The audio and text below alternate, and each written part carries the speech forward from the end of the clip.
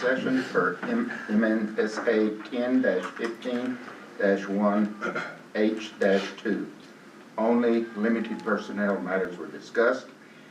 Personnel present in the meeting was Mayor Pro Tem Howe, Councilman Crane, Councilman Weeks, Councilman Humbert, Manager Weir, and Chief Vance. I'll second. Second. Roll call vote on item L. Mayor Pro Tem Howe, Aye. Councilor Crane, Aye. Councilor Weeks, Aye. and Councilor Humbert. Aye. Motion passed, going back on the record. All right, manager. Recording in progress. Mr. Mayor Pro Tem, Council, the snow event has been a big part of our last 2 days here at the village. That includes almost all departments have been affected to some degree. And again, our priority is the safety of our employees and our constituents. And that is why this morning, along with the management team, we made a decision initially to call a 2-hour delay. After that, the power went out because that was at about 4:30 this morning or something like that. We decided on the 2-hour delay, and then subsequent to that, the power went out at the village, at Village Hall, and at that point, we made a call to go ahead and not open the village today. We did wait and see, and I'm glad we did, as to whether or not to cancel this meeting because the power has come back on. I've been in constant contact with Kit Carson.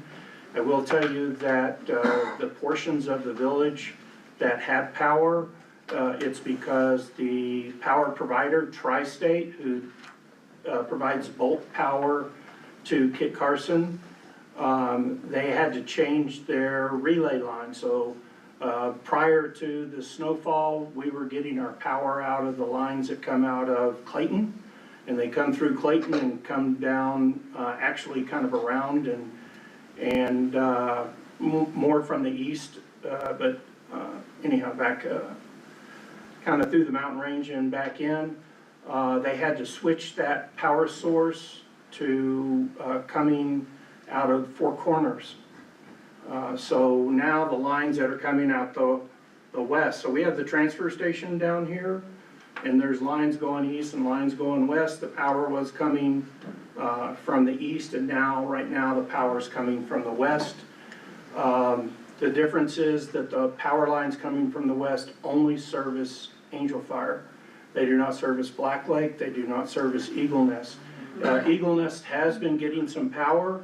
It's been rerouted from Taos through Red River to Eagle Nest because the transmission lines coming in from the Four Corners area have not been expanded into the Eagle Nest electrical grid. So that's why we have it. We do have 3 hours backup, solar backup. The CEO of Kit Carson wanted to hold on to that in case this didn't work, and he felt it'd be more because it's only 3 hours for the village, and he felt that that'd be more important at night than it would be during the day. But fortunately, Tri-State was able to reroute the lines and get us power this morning just before 10 a.m. So it will, we have lost several transformers in the process. Like Director Epler communicated, by Public Works, we lost one that took out one of our phases. We normally have 3 phases in that building. Right now we only have 2. One, unfortunately, the phase that went out services the wastewater treatment plant and our fuel farm. So we have not been able to utilize the full fuel farm. We have had to buy gasoline from Rockies, which is a little more expensive, but given the conditions, it was needed to be done. As we entered this meeting, that phase still had not been fixed. I was informed by Kit Carson that the outage in Black Lake is primarily due to down lines. The weight on the lines are so heavy that actually 2 of the electrical poles that are above ground going into Black Lake snapped. The electrical, not a tree, the electrical poles snapped. And so they're having to replace those poles.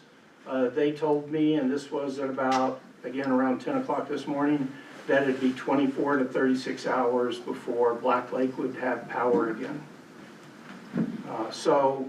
There are areas in the village that don't have power. Primarily the areas that were in the last annex of the village, because at the time when Tri-State put these lines in, that wasn't part of the village, so they didn't extend it. So there are some perimeters of the village that don't have power, and then there may be outages because a transformer blew.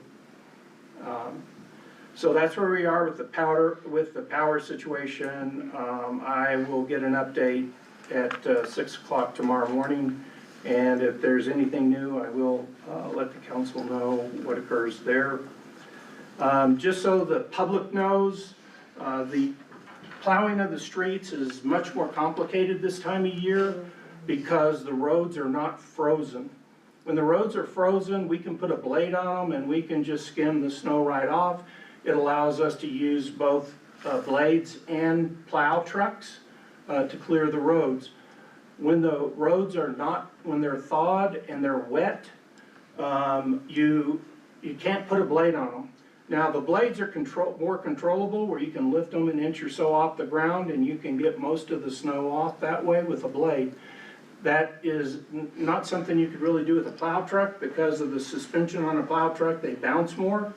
And what you'll do, even if you lift the blade off the ground, you're taking the chances of digging into the road and doing much more damage to the road than not plowing the roads. And so what we did was this morning, early this morning, Director Epler, he's still here, reassessed the situation, reprioritized roads based on the vehicles we had available. By the way, the plows can do the asphalt, right? Because the bouncing doesn't matter when it's asphalt. Did a fantastic job getting to where they did with the tools that were available to them. They need to be commended, and they worked hard. They came in early. Some of them worked late to serve the constituents of Angel Fire. It's not as good of a plow job as you may be used to in the dead of winter, but there's a reason for that, and we're trying to prevent road damage. It's just part of living in the mountains. It's maybe an unfortunate part, but a part nonetheless. And I think that our team and Public Works did a great job in serving the community this morning. Keep in mind, again, as Director Epperler said, most of them live a canyon away from us. So they're getting to us by coming through some canyon, whether it be Cimarron Canyon or Mora, coming up 434 or coming from Taos.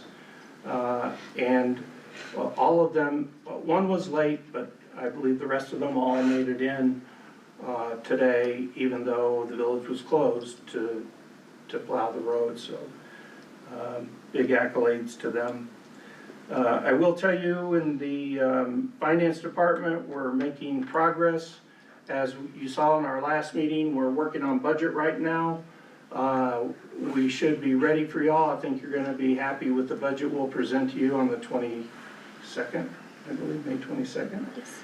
And hopefully you guys can approve it at that time. You're welcome with the documents you have. They're pretty close to the final. There will be some changes from those documents, but they're pretty close. Bring questions to us now if you have them, if you want, or you can wait and save them for the meeting on the 22nd, whichever you prefer. But the reason we had that initial meeting, it's not statutorily required. It was to make sure that the council had the information and the public had the information so that they could ask questions about the budget that we will be submitting to the state on June the 1st. As Director Rendon told you, and I think I spoke of earlier, we have been strategizing on changes in policy, procedures, and tactics to try and improve the quality of our accounting at the village. The goal being that eventually we want to take all of our detailed information online, so the public has full access to our complete financials. That's our goal. It's probably going to take us a year to get there, but we believe that by sometime around this next year, we will have a portal, a website where anybody can go and drill down and look at every check written by the village, the vendors, and everything that we are legally allowed to present to the public. And a part of that is making sure that our data is good, and that's why Director Rendon has already started the internal audit process to make sure that the data we're putting into the system is good data. And this is something that the village, to my knowledge, hasn't done in over 4 years, and is sorely needed. With that said, I conclude my report, or sit for questions. Get the lights No on. questions? This meeting's adjourned. Recording stopped.